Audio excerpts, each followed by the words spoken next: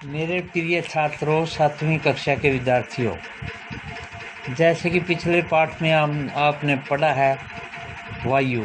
आज हमारा वायु नामक पाठ है ज्योग्राफी का, जो हमने करना है। हमारी पृथ्वी चारों ओर से वायु की घनी चादर से घिरी हुई है, जिसे वायुमंडल कहते हैं। दोबारा फिर देखो, वायुमंडल किसे कहते हैं? हमारी पृथ्वी चारों ओर से वायु की घनी चादर से घिरी हुई है, जिसे वायुमंडल कहते हैं। पृथ्वी पर सभी जीव जीवित रहने के लिए वायुमंडल पर निर्भर करते हैं। यह हमें सांस लेने के लिए वायु देता है एवं सूर्य की हानिकारक किरणों के प्रभाव से हमारी रक्षा करता है। यदि सुरक्षा की यह चादर न हो तो हम दिन के समय सूर्य की गर्मी से तप्त होकर के जल सकते हैं एवं रात के समय ठंड से हम जम जाते हैं। अतः वायु राशि है, वह वायु राशि है जिसे पृथ्वी के तापमान को रहने योग्य बनाया गया है। वायुमंडल के संगठन कौन कौन से हैं? क्या आप जानते हैं कि जिस वायु का उपयोग हम सांस लेने के लिए करते हैं, वास्तव में वह अनेक गैसों का मिश्रण है।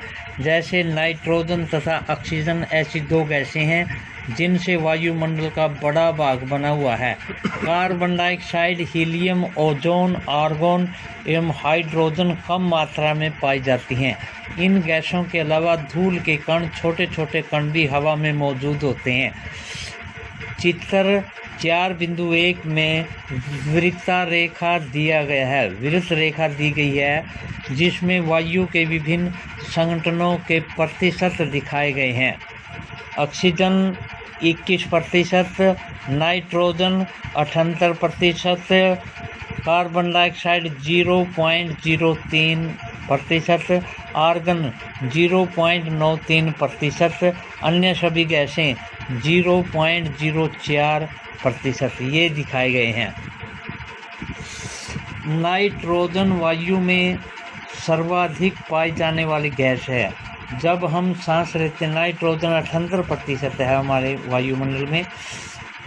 जब हम सांस लेते हैं तो फेफड़ों में कुछ नाइट्रोजन भी ले जाते हैं और फिर उसे बाहर निकाल देते हैं। परंतु पौधों को अपने जीवन के लिए नाइट्रोजन की आवश्यकता होती है। वे सीधे वायु से नाइट्रोजन नहीं ले पाते। मृदा तथा कुछ पौधों की जड़ों में रहने वाले जीवाणु वायु से नाइट्रोजन लेकर इसका स्वरूप बदल देते हैं, जिसमें पौधे और इनका प्रयोग कर सकें। ऑक्सीजन वायु में प्रचुरता से मिलने वाली दूसरी गैस है। जैसे पहली गैस तो नाइट्रोजन 78% है और ऑक्सीजन 21% है। मनुष्य तथा पशु सांस लेने में वायु से ऑक्सीजन प्राप्त करते हैं। हरे पादप प्रकाश संश्लेषण के द्वारा ऑक्सीजन उत्पन्न करते हैं। इस प्रकार वायु में ऑक्सीजन की मात्रा या चक्र बना रहता है। यदि हम वृक्ष काटते हैं तो वह संतुलन बिगड़ जाता है। कार्बन डाइऑक्साइड अन्य महत्वपूर्ण गैस है। हरे पादप अपने भोजन के रूप में कार्बन डाइऑक्साइड गैस का प्रयोग करते हैं और ऑक्सीजन वापस देते हैं। जो मनुष्य पशु कार्बन डाइऑक्साइड बाहर निकालते हैं। मनुष्य तथा पशुओं द्वारा बाहर छोड़ी जाने वाली कार्बन डाइऑक्साइड की मात्रा पादपों द्वारा यानी पौधों द्वारा प्रयोग में की जाने वाली गैस के बराबर होती है, जिससे यह संतुलन बना रहता है। परंतु यह संतुलन कोयला तथा खनिज तेल आदि ईंधनों के जलने से गड़बड़ा जाता है। वे वायुमंडल में प्रतिवर्ष करोड़ों टन कार्बन डाइऑक्साइड की बढ़ोतरी करते हैं। परिणाम स्वरूप कार्बन डाइऑक्साइड का बढ़ा हुआ आयतन पृथ्वी पर मौसम तथा जलवायु को प्रभावित करता है। ऑक्सीजन वायुमंडल की संरचना पर हम विचार करेंगे। हमारा वायुमंडल 5 परतों में विभाजित है, जो पृथ्वी की सतह से आरंभ होते हैं। ये हैं अक्षोभ मंडल, समताप मंडल, मध्य मंडल और बाह्य मंडल एवं बहिरम मंडल आदि हैं। चित्र 3.2 को ध्यान से देखें। अक्षोभ मंडल, यह परत वायुमंडल की सबसे महत्वपूर्ण परत है। इसकी औसत ऊंचाई 13 किलोमीटर है।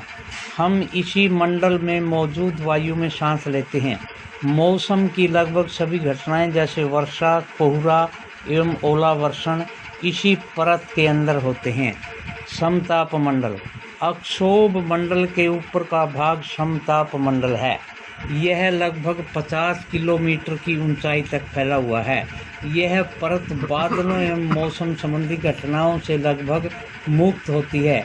इसके फलस्वरूप यहाँ की परिस्थितियाँ हवाई जहाज उड़ाने के लिए आदर्श होती है। समताप मंडल की एक महत्वपूर्ण विशेषता यह है कि इसमें ओजोन गैस की परत होती है। यह परत सूर्य से आने वाली हानिकारक गैसों से हमारी रक्षा करती है। मध्य मंडल। यह मंडल की तीसरी परत है। यह समताप मंडल के ठीक ऊपर है। यह लगभग 80 किलोमीटर की ऊंचाई तक फैली है। अंतरिक्ष में प्रवेश करने वाले उल्कापिंड इस परत में आने पर जल जाते हैं। बाह्य मंडल। बाह्य मंडल में बढ़ती हुई ऊंचाई के साथ साथ तापमान अत्यधिक तीव्रता से बढ़ता है। आयन मंडल पर इस परत का एक भाग है। यह 80 से 400 किलोमीटर तक फैला हुआ है। रेडियो संचार के लिए हम इस परत का उपयोग होता है। वास्तव में पृथ्वी से प्रकाशित रेडियो तरंगें इस परत द्वारा पुनः पृथ्वी पर परावर्तित कर दी जाती हैं। बहिर्मंडल। वायुमंडल की सबसे ऊपरी परत को हम बहिरम मंडल के नाम से जाना जाता है। यह वायु की पतली परत होती है। हल्की गैसें जैसे जैसे हीलियम एवं हाइड्रोजन यहीं से अंतरिक्ष में तैरती रहती हैं। चित्र 4.2 को ध्यान से देखें और इसे करें। जैसे नीचे लिखे है अक्षोभ मंडल, ये यहाँ से लेकर के यहाँ तक अक्षोभ मंडल है। इससे ऊपर है ओजोन और हवाई जहाज। समताप मंडल है। समताप मंडल के ऊपर हमारा मध्य मंडल आ जाता है। मध्य मंडल के ऊपर हमारा मध्य सीमा और इससे ऊपर आता हमारा बाह्य वायुमंडल, बहिर्गम मंडल। ये हमारे वायुमंडल के कुछ भाग थे जिन्होंने आपने ध्यान से करना। हर घर से ये पाठ पढ़कर छोटे प्रश्न छांट ले करो और बड़े प्रश्न अभ्यास के उनको लिख ले करो। लिखाई का काम ज़्यादा करे करो और साथ साथ में याद करते रहो ताकि आपकी शिक्षा में अवरोध न आए।